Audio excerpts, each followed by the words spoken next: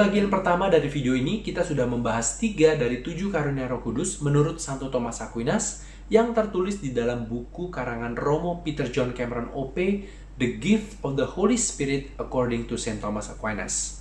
Dan kita juga melihat bagaimana karunia-karunia ini bekerja di dalam hidup Maria sebagai teladan hidup kita saat ini. Untuk itu, tanpa berlama-lama lagi, kita akan melanjutkan dengan 4 karunia lainnya. Karunia keperkasaan atau biasa disebut juga dengan karunia keberanian. Sepintas terdengar bertolak belakang dengan karunia takut akan Allah. Akan tetapi kedua karunia ini justru saling melengkapi. Karena jika teman-teman masih ingat, karunia takut akan Allah membantu kita untuk melihat dan membedakan mana yang benar dan mana yang salah. Mana yang akan menyenangkan Allah dan mana yang akan menyinggung Allah. Akan tetapi kita tahu bahwa mengetahui atau bisa membeda-bedakan tidak selalu berarti bisa melakukan. Kita tahu mana yang baik, mana yang benar, tetapi kita tidak selalu melakukan atau memilih hal itu karena bisa jadi ada berbagai alasan. Oleh karena itu, Allah memberikan karunia roh keperkasaan ini untuk membantu kita di dalam 2 hal, untuk melakukan hal yang baik dan untuk bertahan di dalam penderitaan. Karunia keperkasaan ini bukan sekedar keberanian yang ngawur atau nekat, melainkan sebuah kepercayaan pada kekuatan Allah yang akan membawa kita pada tujuan akhir hidup kita, yaitu hidup kekal bersama Allah di surga. Oleh karena itu, meski dalam hidup ini kita akan menjalani banyak tantangan dan mengalami berbagai penderitaan, karunia keperkasaan ini akan membantu menopang kepala kita dan tetap mengarahkan pandangan kita pada kebahagiaan abadi di surga. Dengan demikian, buah yang muncul dari karunia ini adalah kesabaran dan ketabahan. Karya karunia roh keperkasaan ini pun dapat kita lihat ketika Maria dan Yosef kehilangan Yesus 3 hari lamanya.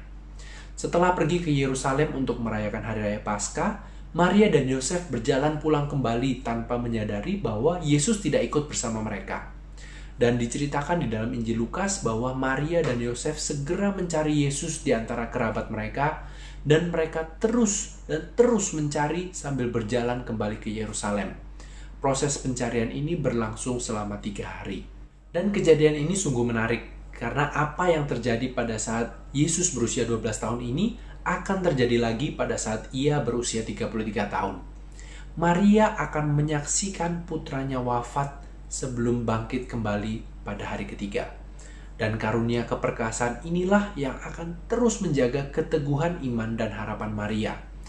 Dan kita pun pada saat ini, ketika kita harus berjalan di padang gurun, dan ketika kita harus berhadapan dengan maut sekalipun, karunia keperkasaan inilah yang akan menjaga keteguhan iman kita, agar kita pun tidak kehilangan harapan.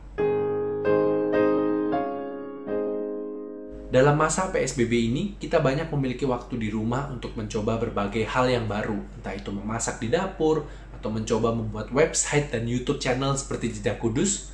Dan biasanya untuk mencari tahu bagaimana cara melakukannya, kita akan searching di Google, nonton di YouTube, dan lain-lain untuk mendapatkan tips and trick.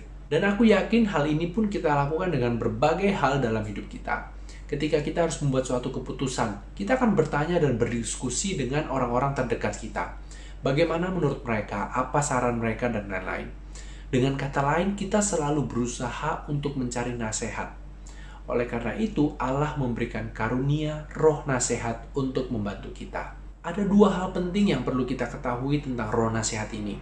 Yang pertama, sama seperti karunia-karunia lainnya, roh nasihat ini hanya mempunyai satu goal, satu tujuan yang spesifik, yaitu kehidupan kekal bersama dengan Allah. Sehingga karunia ini akan menuntun kita pada kebahagiaan abadi di surga, bukan kebahagiaan semu di dunia ini. Santo Agustinus dalam salah satu kutipannya yang sangat terkenal mengatakan bahwa hatiku tidak akan bisa beristirahat sampai ia beristirahat di dalam Engkau. Hati kita merindukan surga, dan karunia nasihat ini akan menunjukkan jalan menuju surga kepada kita. Yang kedua, karunia nasihat ini tidak menghilangkan kehendak bebas kita. Karunia ini tidak menjadikan kita seperti robot yang langsung secara otomatis melakukan apa yang diprogramkan. Akan tetapi karunia ini membuka pikiran kita untuk dalam arti tertentu bisa melihat pikiran Allah. kita menjadi tahu apa yang Allah mau. Selanjutnya, keputusan untuk melakukan hal itu tetap berada di dalam kehendak kita masing-masing. Oleh karena itu, karunia roh nasihat ini pun bisa kita lihat di dalam peristiwa pesta pernikahan di Kana. Yesus bersama ibunya dan para muridnya datang ke sebuah pesta di Kana, dan aku rasa kita sudah sangat familiar dengan kisah dalam Injil Yohanes bab 2 ini.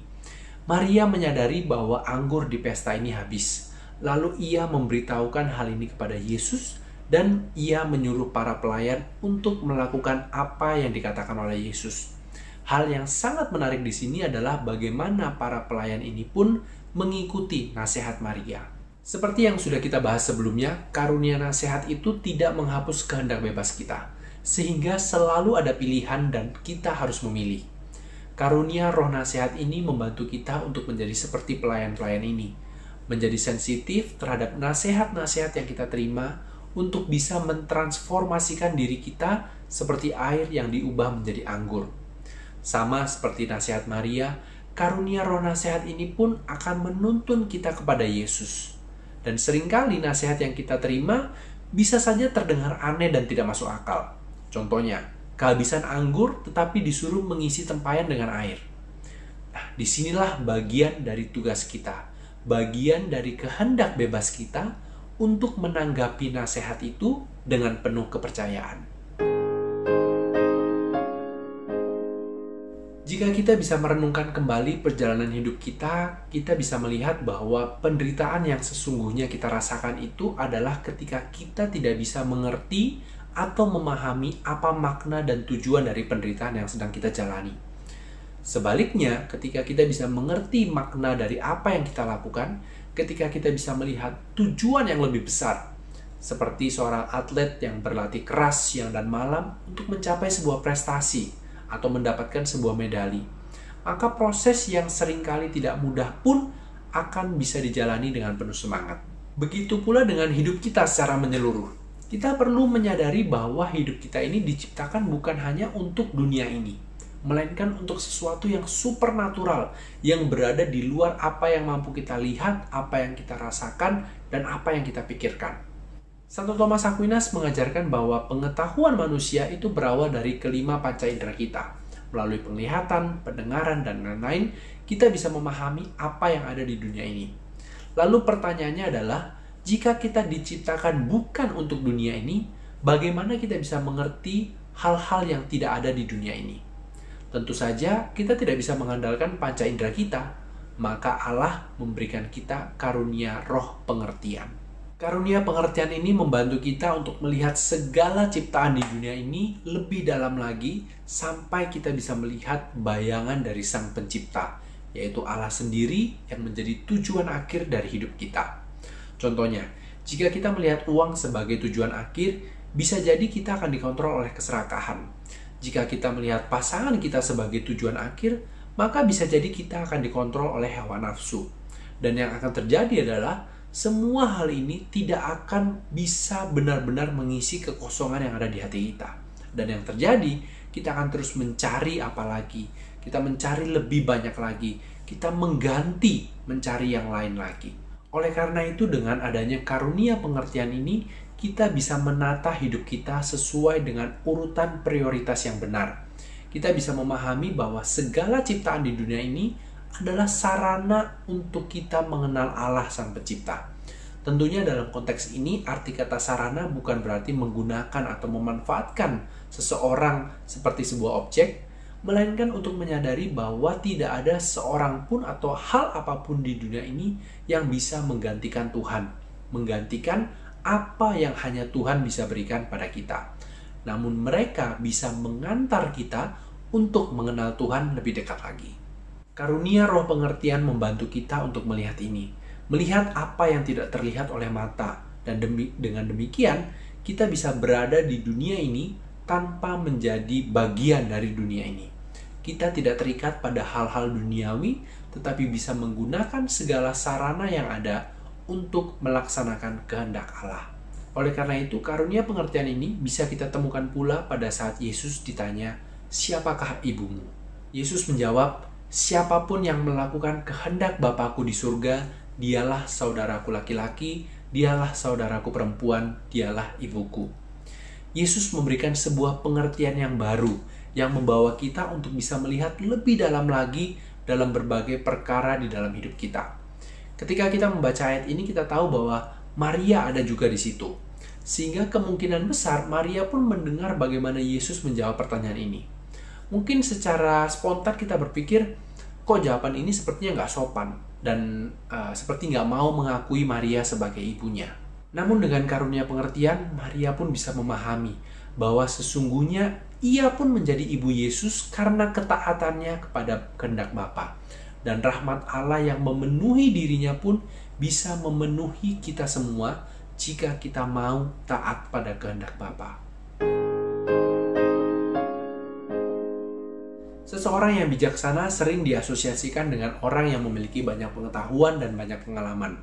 Semakin dalam pengetahuan yang dimiliki, maka orang itu bisa dikatakan semakin bijaksana dalam mengambil keputusan.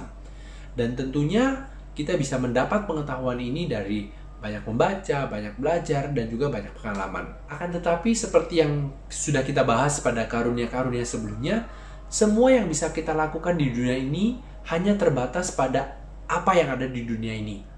Oleh karena itu, untuk menjadi sungguh-sungguh bijaksana, kita memerlukan bantuan karunia roh kebijaksanaan. Untuk memahami mengapa kita memerlukan bantuan ini, mungkin kita bisa melihat profesi seorang hakim. Untuk mengambil suatu keputusan yang bijaksana, seorang hakim harus menggali apa motif di balik hal yang terjadi. Apa penyebab hal itu terjadi. Dan ketika hakim ini telah menemukan penyebab yang terdalam, barulah ia bisa menata kembali segala rentetan peristiwa sesuai dengan urutan sebab akibatnya. Dan kemudian, ia baru bisa mengambil suatu keputusan yang bisa dikatakan bijaksana.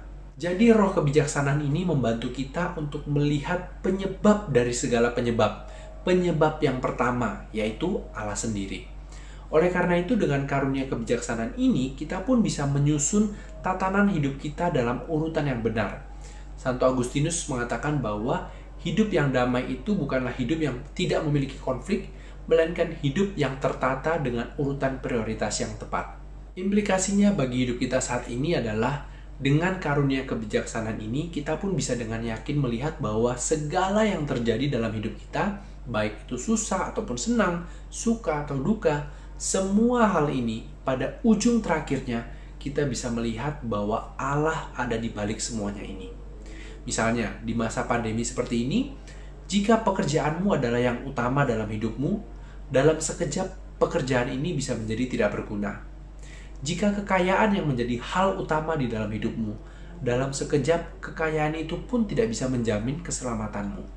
Dan ketika kita kehilangan hal-hal yang kita utamakan ini, hidup kita pun pasti akan bergejolak. Sebaliknya, jika hidup kita tertata dengan benar, bahwa Allah adalah prioritas nomor satu, karena dialah tujuan akhir yang kita tuju, dialah awal dari mana kita memperoleh semua yang kita miliki, maka tidak akan ada konflik sebesar apapun yang akan merebut kedamaian di dalam hatimu.